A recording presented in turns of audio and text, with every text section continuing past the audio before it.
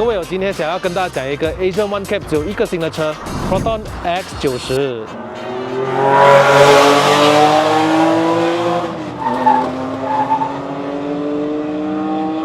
哇，这样车有扭力转向嘞！哇，这样车有扭力转向嘞！一档的时候，那个动力一来哦。还扭一点点。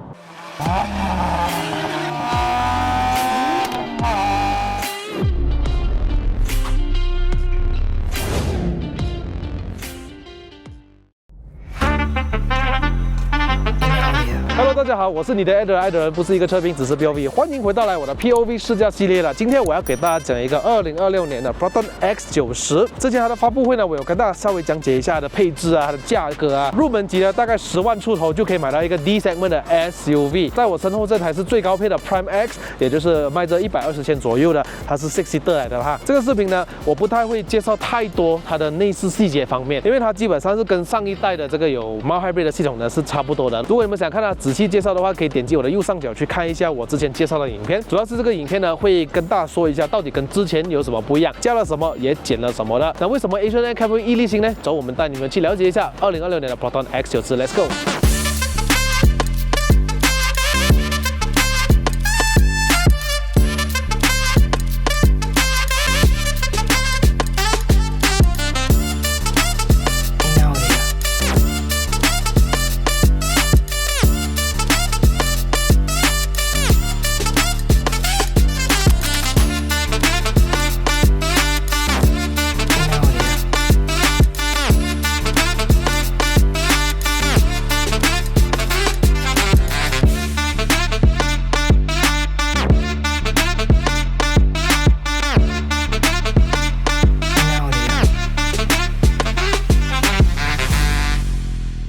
2026年的 Proton X90呢，它只有3个规格啦。在我身前面这个是最顶配的 Prime X。比起上一代的 Flagship 呢，它拿走了什么呢？就是拿走了19寸的轮圈、全景天窗、Mild Hybrid ADAS 系统、室内的白色气氛灯，找了一个 Automatic Parking 的 button。现在终于没有3缸了，双明也不再说它是3缸了，反而现在双明转去讲它没有 ADAS 系统。对我爱开车来说的话 ，ADAS 可有可无，反而就是车身兼顾啊，6颗安全气囊啦，主动式安全系统 ABS、EBD 啊那些该有的都有就可以了啦。这台车还是一样哦，有这个 Remote Start 的哈，我们只要按一个 Lock， 然后再按99啊，这个 Start button 啊。这台车的引擎呢会比上一代安静了很多，虽然它是缸内直喷，可是它的噪音呢是明显比之前少的哈。边有电动尾门，可是你每一次一按了之后啊，它就会稍微就是弹上来。然后关的时候啊，也要用力一点的，不然就是它会完全关不完那种啊。我的手只要拉到这个角度左右，我放手，它非常有力的弹上来哈。尾箱空间跟之前一模一样，275公升左右，座椅可以做倾倒。OK， 它还可以调整角度啊。倾倒了之后呢，它里面的空间可以1000多公升。如果再把中间2排座椅把它放倒的话，哇，2000多公升不是问题啦。还有它的这个后排的座椅是非常的宽敞。等一下我们进去坐一下，我身高173就懂了，而且上下都非常的方便了。至于备胎方面呢，呀，它是在下面的啦。这辆车现在已经打着引擎了。如果我的钥匙在身上，我一靠近这台车，side mirror就会打开，然后它就会解锁。然后这辆车呢，2个门都是有这个无钥匙进入的。这边有一个 touchpad， 你按一下，它就可以锁门了。连左驾驶那边有，我已经尝试过了哈。所以yes， 我身高173哦，这里头顶上大概多于1个拳头，中间的腿部空间这么宽敞，然后我呢至少这边还是挺舒服的，不会太压迫。这里有 USB 插槽，这里可以放手机、充电、置备夹，这里后面坐2个人是挺舒服的，我觉得，然后脚就可以这样子放。我觉得在同级里面的D segment 的 SUV 啊，Proton 的 X90是真的有优势的哈。第3排也有给到冷气出风口，所以中间也有。因为我这辆车是最顶配的，中间是2张独立式的座椅，包括驾驶员啊4张座椅的这个头枕是有这种Mickey Mouse 耳朵的，所以它非常的舒适啊。坐躺着睡觉的头也是非常舒适的，而且还有这个手把可以调整。OK。调到最后面的话啊，腿部空间2个拳头了啦。中间2张座椅呢，它也是有座椅通风，在这个价位给到位，有水油，还有一个 Type C 的充电口，还有一个 USB 充电口啊。下面有一个置物空间，顶配呢也是有这个 Boss Switch 啦，老板座椅按键。这个价位的车还是挺扎实的，我觉得很喜欢它的门的感觉，非常的扎实。驾驶员有6项的电动座椅啊，脚部支撑这个是顶配才有的哈，呀，里面内饰跟之前差不多了，然后就可以打造一下这颗4缸的引擎，耶。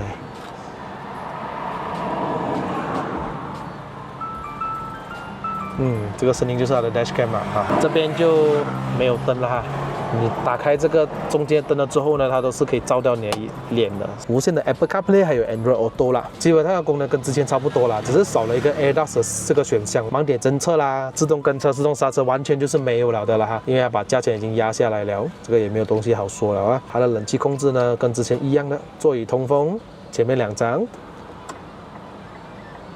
这些冷气控制啊，也是非常的方便的，直接按而已。可惜呢，这里前面还是 USB 的插槽啦，还没有换成 Type C。排档杆跟之前一样啊，有手动模式啦，驾驶模式，多波缓降，循迹系统关闭，360的 camera 哈。我觉得这个这样大辆车的话，360是固然是重要的，还可以照到一些盲点的地方啊，这个我觉得是挺重要的哈。还有2个置备夹，一个非常大的中央扶手，小小的置物格可以放你的手机啦。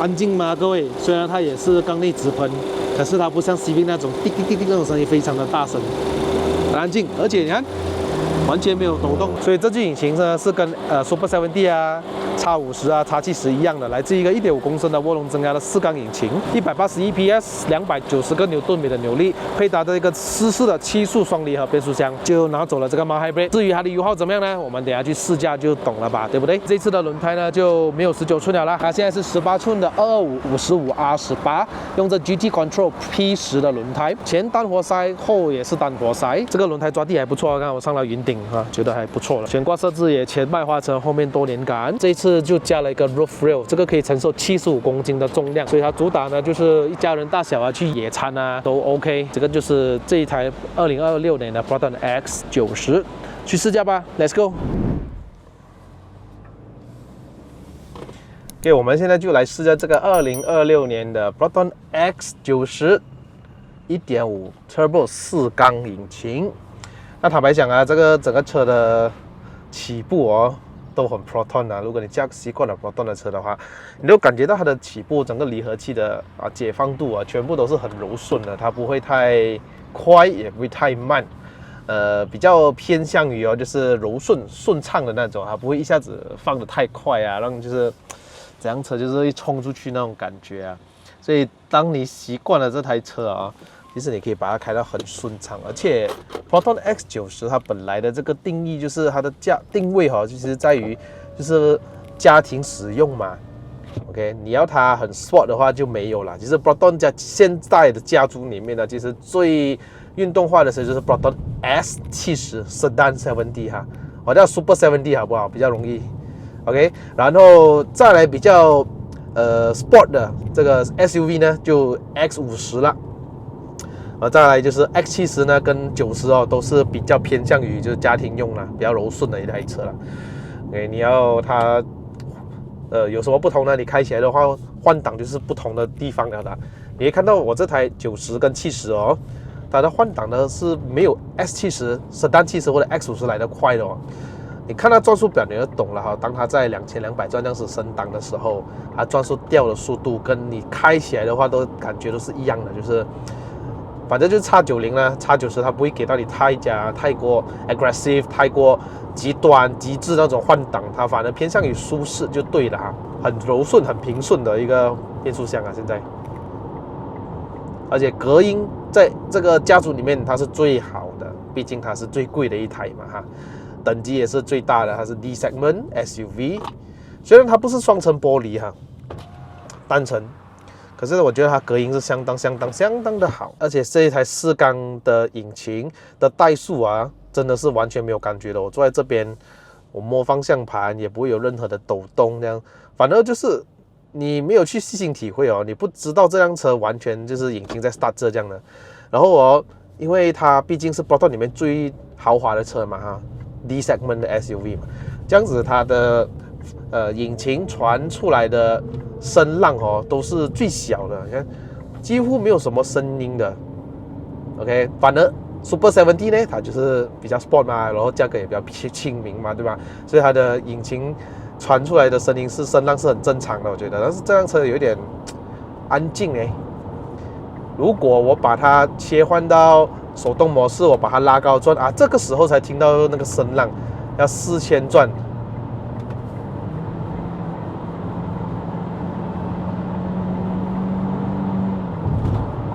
可是还是很安静，这台车真，哎呦，我也不懂怎么说，所以也导致说为什么我开了这辆车几天了之后，我都没有想要一直把它飞快。大部分的在于就是它的调教啦，第一个它调教比较偏舒适的啊，真的同一副引擎哦，你放在 Sedan 70、X50、X90、70。完全都体现不一样的性格出来，那么调教都完全都不一样，这个就是所谓的车架的定位哈。OK， 它的定位不是真的是 Sport 的嘛哈。OK， 虽然这辆车有驾驶模式哈，你可以切换这个 Eco、Normal 还有 Sport， 可是加起来的感觉就是，我觉得这个 Eco 这辆车的体现就是你想要慢慢开而驾而开。反正这个 Eco Mode 就是会冷气没有这么冷哈，然后它的油门的这个踩踏的敏感度就会降低了很多，然后就是很不愿意就是要降档，你升档的时候就很低转，就赶快把它升档这样子。OK， 但是我这几天我都不太喜欢用这个 Eco Mode 来开，我就反而 Normal Mode 已经是，你要懂哦，这辆车的这个调教已经是偏舒适了的，比较偏慢了的。如果你在用 Eco Mode 的情况下，我觉得以我这种类型的人呢，我觉得有点不满足啦，感觉到这辆车太懒散，太过懒散，尤其是它车重哦，达差不多1800吨到差不多2吨左右的这个重量哦，所以我觉得 Normal Mode 其实是最好开的一个的。当然，条件允许的话，你转到去 Sport， 看它会降档哦，你看维持在2300转左右，它的 Sport Mode 还是依然的会因为这辆车的扭力毕竟是在2200转左右啊，它的动力是最大的哈，那个扭力。290个牛顿米的扭力够推动这辆车吗？其实是够了。以前它的3缸来说哦，我都觉得它的动力其实蛮 OK 的。如果对于我们一家人6个人我坐6个人上云顶的话，它动力是可以的。但是它已经是够用了。那如今的现在呢，我觉得会更加的爽啊！你不用去顾虑那个电箱有没有电，因为之前的是要有一点电的话，它的扭力还是最大的嘛，是吧？现在你不用顾虑，反正你是降档，OK， 但是它的降档呢还是一样比较偏慢，但是它还是比以前快了很多。升档那一块，你看我升档 ，OK， 比起 Super 70的话，对了，它是最慢的一个，可是它的动力还是有的哦。你感觉到那个290个牛顿米是有在的哦。好了，那这辆车的定位不是拿来这样子飞的。说到来舒适性呢，这辆车完全没有19寸的，它全车系标配都是在18寸。我觉得19寸跟18寸开出来感觉分别不太大，但舒适性的话有大提升操控性大家都是旗鼓相当，我觉得 OK。因为你开到这辆车，你没有好说，你要操控它好到哪里去？但是当然这辆车的操控我觉得是很顶的。很不错了，因为这辆车毕竟它后面还是一个多连杆。Proton 调教这辆 X90哦，它的后尾是非常的听话的，跟着你的车头去的很典型的一个D segment 的感觉。尤其是驾驶Sedan的话，你就懂，那个屁股是拖着弯去的，它不会给到你太大反应，就是你过弯就是顾虑着这辆车推不推头这样子而已了。然后这辆车的引擎还是一具1.5公升嘛，然后它的引擎也没有这样比之前重到哪里去，所以我觉得过弯的感觉跟之前那个 Hybrid 是一模一样没有太大的感。然后还是一样啦，这辆车的方向盘可以调整它的重量，但是我是根据我的驾驶模式啦。我记得之前我在开它的3缸Mild Hybrid 的时候我觉得它很省油，以一个 D segment 的 SUV 来说，以这个车身重量来说，我觉得它是真的蛮省油的。我每一次呢，就是让它在我滑行的时候，好像这个时候我已经走顺了嘛，是吧？我就把我的油门松开，然后就会好像传动器与这个变速箱就会断开连接，然后它的引擎是没有在 start 着的就是怠速的，没有，根本是没有怠速的，就是靠那里小电箱来发动这个电还有冷气这样子，都是滑行。所以我就可能在这种情况滑一下啊，我就滑出来一桶油可以走500公里左右。可是现在这个换成了4缸哦，到底会不会耗油很多？这个我暂时还没有办法跟你们讲，可能我在影片的这个中间会插入，因为我拿车到现在是满缸，然后我自己本身也走了123公里左右。本来我的这个满油的情况下哦，他说还可以走一个700，没有800多哎，那时候我都吓到，哇，800多有没有？因为这辆车很新了，才2000多公里的车。那还没有磨合到什么啊，还没有去习惯那个驾驶员的这个技巧那些，然后他就2000多，就是那个 range 上面讲800多公里，我就哇，可是我走了123公里左右啊，我的 range 还有680公里嘞，啊，这个我觉得在市区里面可能最多啦也是走到一个500啦，我觉得啦哈，可是现在上云顶的话，这个情况是我觉得做不到了的。好，终于走了好多天，我现在剩下54 km 的 range。然后我走了454公里左右，然后我的平均油耗是8.6 km per liter， 而且我这桶油有上过云顶哦。是时候来做一个0到100的测试啦。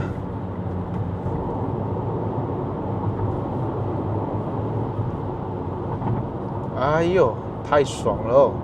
这个时候又这么凉哦，开着 MX-5。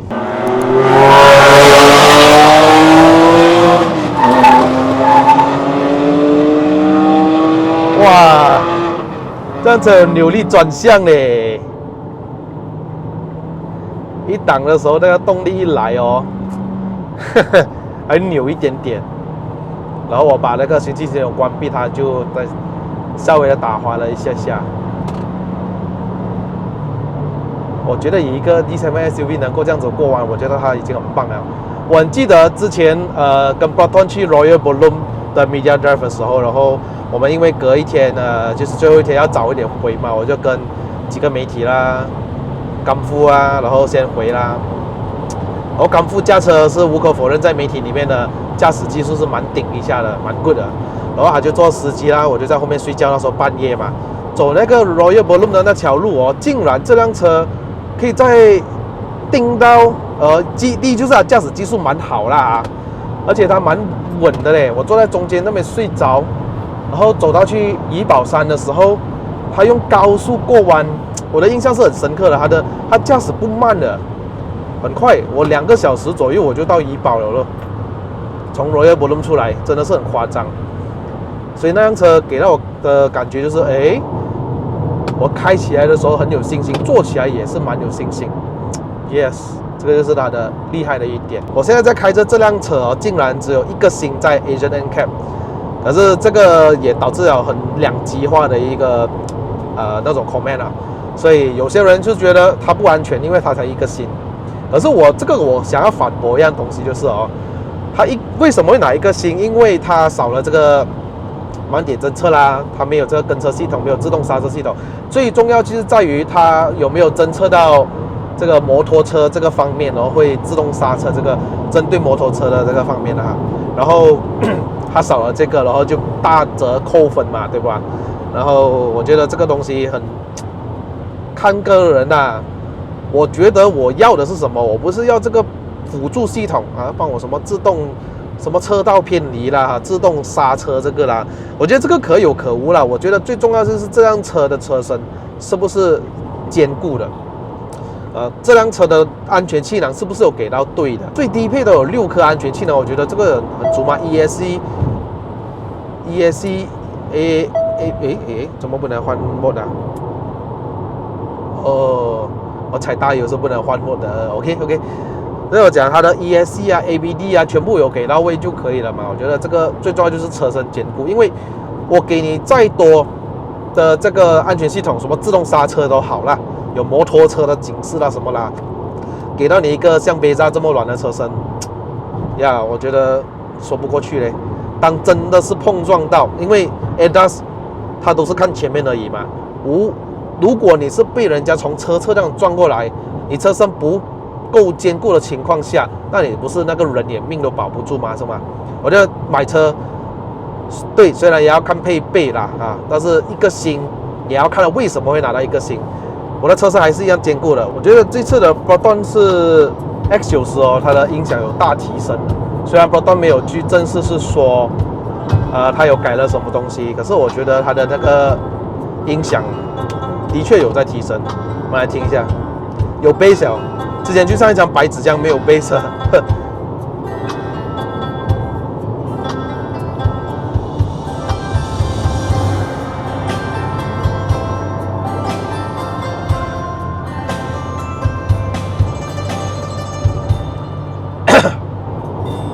誰沒有一些刻骨銘心事？誰能預計後果？誰沒有一些舊恨心魔？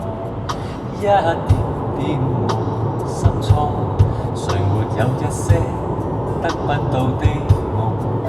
誰人負你負我多？OK， 这个时候136 km/h。我们来试一下过这个弯，很听话这台车，车身的学习超好了，超棒了。